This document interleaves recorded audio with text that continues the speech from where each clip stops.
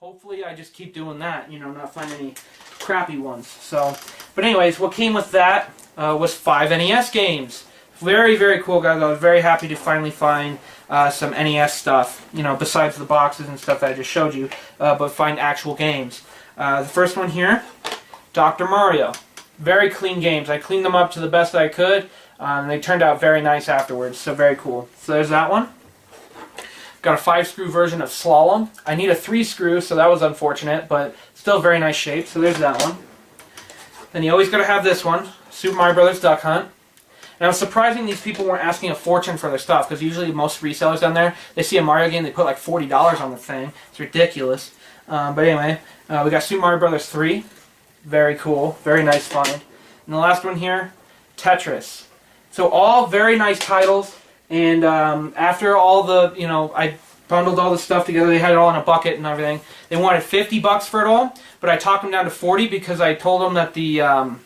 what was it? Or actually, I think I know where that AV came from. There was no AV with it. I said there was no TV cord with it, and they said, all right, fine, 40's fine. But I found another console I'll show you in a little bit that came with that extra AV. That's why I showed it to you, because I was going to put it with that anyway. But that AV doesn't work, so it doesn't even matter. But anyway, I took, you know, all that stuff for $40, and that was a great deal, guys. You know, Mario 3 especially was in there and everything. That's very cool. So awesome. All right, now I'll show these real quick. Another kind of in the middle of the day find. We were walking by and this one lady was finally set up and she had 3 controllers laying out on the table. I asked her how much they were and she said $5 each. I tried talking to get her to do $12 for 3, but she wouldn't do it. So I ended up paying $5 each for these anyway. Not a bad deal. I can't complain. They all 3 work fine, so that's not a problem. But we got here 2 official Sega Genesis controllers here. They're 3-button ones, no 6 buttons. Can't ever find those for some reason. They're harder to find. But anyways, there's 2 of those, so $5 each for that. Not bad. And then 1 indigo purple official Nintendo GameCube controller. Very nice shape as well. You know, the thumbsticks aren't worn off or anything, so very, very cool. Very happy to find another GameCube controller. So $15 for those 3 controllers. I could not complain at all. Alright, now we'll get into this stack. You got your games over there for your half? Right here. Cool. Alright, so we were walking by this one guy. We were going to unload our backpacks because we were getting pretty full. Those aren't the right games, actually. Those go to a different stack. Oh. Oh my gosh. Alright, anyway, we got some games here and some other stuff. I'll get to it in a minute. But we were walking back to my car because we were going to load our backpacks so we could go back for some more goodies. Anyways, we came by this one guy. It was, you know, they're kind of like stores. I've mentioned this before in my previous videos on the flea market. These stores are kind of like, they look like storage units. They got like the garage door and everything. So this guy was clearing out his. He was getting ready to close up shop. And all of his games were $1 each, which is incredible. A lot of these had been sitting there for so long that, you know, he was just putting them all in this big bin that he had laying out. And me and Tyler just started digging through them.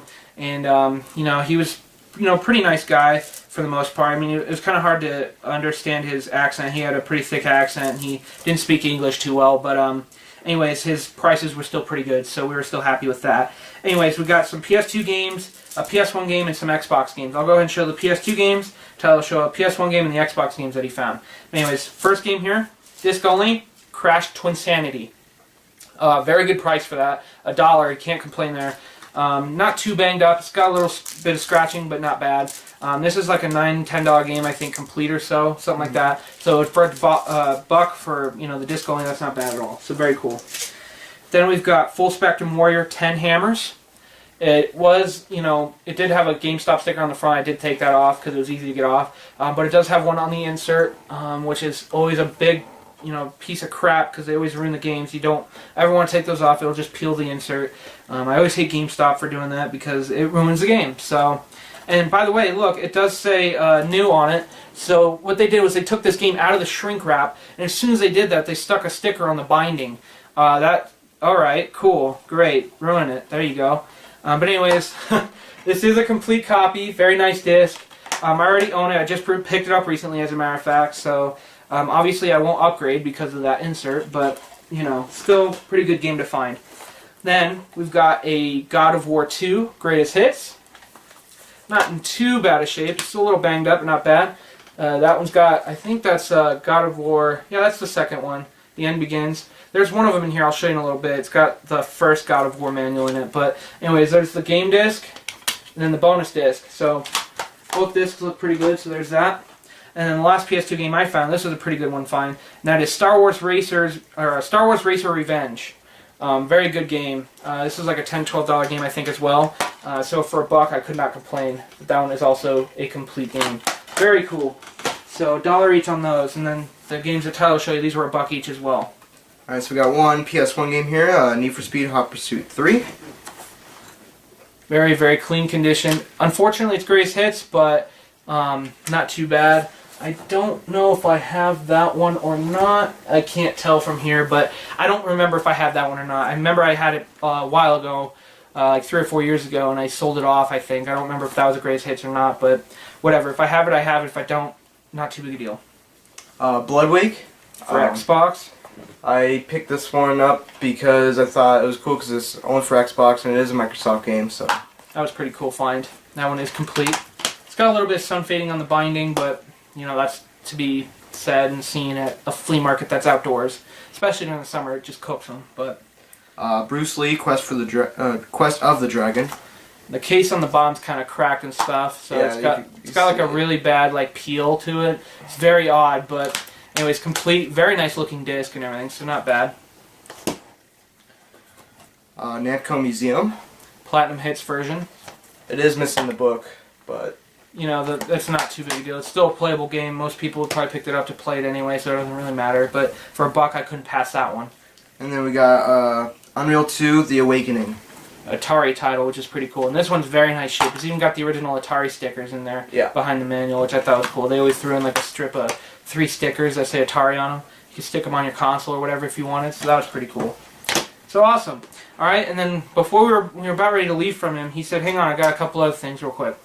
And I decided to buy them because I hadn't, picked anything up like this before, and unfortunately it was kind of a bite in the butt just because they don't work properly. But we've got 2 DS Lite consoles here. What were they called? The Coral Pink. Coral Pink and Metallic Pink. Both have styluses, but the Coral Pink one here, I think this is the Coral Pink one, and it's got a broken hinge, like right on the back there, if you can see, it's got a broken chip in the back corner there. This one plays fine. It plays both Game Boy Advance games and the DS games, but the only problem with it is the hinge problem, which is kind of ugly, but it still works. I'm not going to hang on to it just because of that reason. It's also got like a small dent on the bottom. I don't know if the light will allow it to do that, but it's right there, and it's got like a pretty good indent. It doesn't affect the console, but it's still pretty ugly, so I'm not going to hang on to it just because of that, pretty banged up physical condition. But anyway, came with an aftermarket wall charger. That works fine, so that's not bad. And it also came with a car charger. Tried using that, hooked it up with my car. It does not work, mainly because it has a splice in the cord, so that'll probably just be tossed out. So, but anyway, not bad. Then we've got Littlest Pet Shop, game cartridge only. Came in one of them. I don't remember which machine it was in, but there's that. Did not work. I tried cleaning it and everything. Couldn't get it to work. I think it's just corroded motherboard and everything. It's just pretty ruined. So that's probably just going to get, tossed out or something too. I'm not sure. But it was a pretty big bust for these consoles. I'll keep this. At least this is good. I got a pink Nintendo DS case here. I know, hot pink, right? Yeah, it looks cool. But, it's a case I didn't have, so might as well throw it in. And then the other one here came with official charger, so I'm going to hang on to that for sure. And then this one, the reason this one I'm not going to keep either is that this one does not play DS games. Did it play Game Boy games? Did it play Game Boy Advance games? Yes, it did. But this plays Game Boy Advance games, but it won't play DS games, its main function. So again, that's another reason why I don't want to keep it, just because it's not in the greatest shape. The hinges are fine on this one. It's got a couple of light scratches on the screens, but it's just not worth keeping if it doesn't play what it's supposed to play originally. So unfortunately, it has to go as well. I might make a 2-lot out of them, I'm not sure, but not a big deal. Anyways, I ended up paying $20 a console, or something like that. He had 25 a piece on them, and then at the end we just paid $50 for everything with the 9 games and those 2 Game Boy or DS Lites. So not too bad a deal. I guess I can make my money back at least on the broken consoles. Someone might buy the the coral pink one because it's even though the hinge is broken, they might still buy it because it still works. But other than that, it was kind of a bummer because I wanted to keep those because I don't have a DS Lite yet. But you can't really accept the fact, like, it sucks because they are not the greatest shape. I wish they were in better condition than they are. Especially that metallic pink one. That one looks really nice. It just doesn't play DS games. We tried several different games on it. It just didn't work. So, whatever. You got to move on. I'll find, I'm sure I'll find plenty of DSs, DS Lites, 3DSs, all that kind of stuff. So, just time will tell.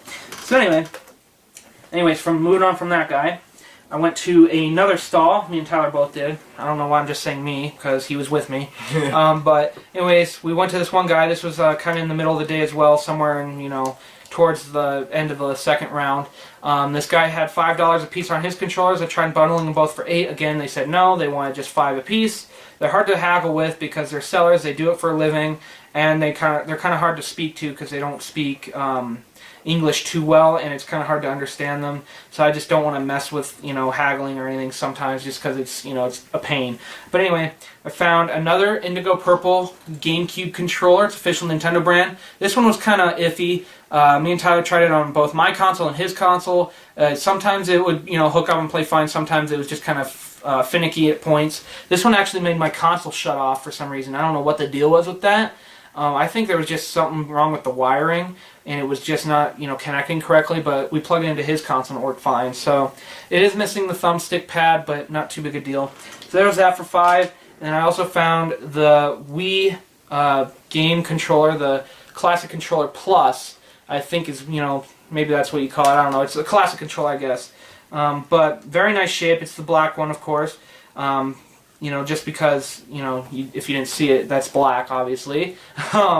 But very nice shape. Didn't have this color yet. We have 2 white ones and a gold one, but now we have 4 in total, so that's very, very cool. Especially when we have the cousins come over and play Smash and all that. So very cool to find another controller for the Wii. So $5 for that as well. So $10 for those 2 controllers.